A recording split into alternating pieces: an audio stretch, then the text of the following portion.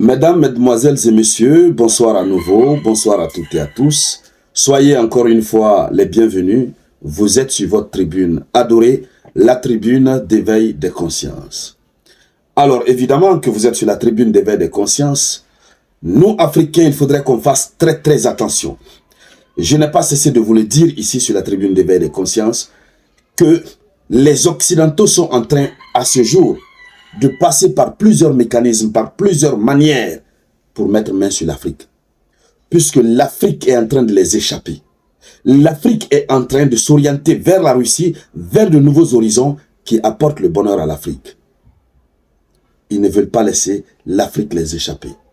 Et cela se matérialise encore une fois aujourd'hui, 10 mai 2024, par la déclaration surprenante que le secrétaire général de l'ONU, Antonio Guterres, vient de faire. Non, c'est juste inimaginable. C'est juste incroyable cette déclaration de Antonio Guterres, secrétaire général de l'ONU. Personne ne pouvait imaginer qu'il pouvait faire une déclaration pareille. Oui. Non. Pas quand même nous les Africains. Qu'est-ce qu'il a dit concrètement concernant l'Afrique? C'est de cela que nous allons parler dans le cadre de cette vidéoconférence. Nous allons détailler, nous allons décortiquer ce qu'il a dit. Les implications juridiques, politiques, géopolitiques par rapport à l'Afrique. C'est pourquoi, avant d'aller dans les profondeurs, sécuriser cette vidéoconférence en la partageant au maximum. Partagez cette vidéoconférence au maximum. Partagez-la. Mettez beaucoup de j'aime. Et n'hésitez pas à toujours laisser votre avis en commentaire. Alors, Antonio Guterres s'est mis à se lamenter aujourd'hui 10 mai. Il s'est lamenté, il se sent triste, il juge inacceptable de voir qu'aucun pays de l'Afrique fasse partie du Conseil de sécurité de l'ONU. Lorsque vous prenez les membres permanents du Conseil de sécurité de l'ONU, il dit qu'il se sent triste et c'est inacceptable qu'aucun pays de l'Afrique fasse partie de ce Conseil de sécurité de l'ONU. Voici la fameuse déclaration que personne ne pouvait imaginer de la part de Antonio Guterres. À première vue, vous allez penser que oui, mais c'est une très bonne déclaration. Enfin, voici ces gens qui comprennent. Non, il faut faire très attention. Il faut faire très attention. L'Afrique, si on propose un poste à l'Afrique, au niveau, n'est-ce pas, des membres permanents du Conseil de sécurité, l'Afrique l'acceptera. Mais tout en étant dans la grande vigilance. Pourquoi il faut faire attention? Et pourquoi cette déclaration est surprenante? Mesdames, Mesdemoiselles et Messieurs, il y a de cela plusieurs décennies, des dizaines d'années, des chefs d'État africains se sont levés. Ils ont même formé des coalitions pour revendiquer leur place en tant que continent qui soit représenté, tout un continent, que l'Afrique soit représentée au sein du Conseil de sécurité de l'ONU. L'organe qui prend les plus grandes décisions de l'ONU. Ils ont toujours balayé cela d'un revers de la main. Et ils ont toujours mis ça de côté. Il y a même une grande coalition qui s'est formée. Si la Russie a commencé à être amie avec les États d'Afrique, ça a commencé à l'ONU. Parce que la Russie a soutenu le projet des Africains à l'ONU de siéger au Conseil de sécurité de l'ONU. Mais ils ont toujours mis ça, relayé ça au second plan. Vous avez des présidents, comme le président sud-africain, et d'autres qui ont pris la peine de rédiger même un mémorandum en demandant à l'ONU d'accepter que l'Afrique ait sa place. On ne peut quand même pas accepter que une organisation dont on dit qu'elle est mondiale, une organisation mondiale, tous les continents sont représentés, sauf l'Afrique. Le bon sens voudrait que eux-mêmes comprennent automatiquement que l'Afrique doit être présente. Ça y va de l'égalité, de l'équité mondiale. Ils ne le font pas. Des Africains prennent l'initiative, ils refusent. Et c'est maintenant là, pourquoi c'est maintenant là qu'eux-mêmes se lèvent pour dire non, c'est inacceptable. Lui-même, Antonio Guterres, secrétaire général de l'ONU, qui a souvent pris la peine de rejeter évidemment les, comment on appelle, les mémorandums sur la volonté des pays africains à intégrer, n'est-ce pas, cette grande instance de prise de décision mondiale.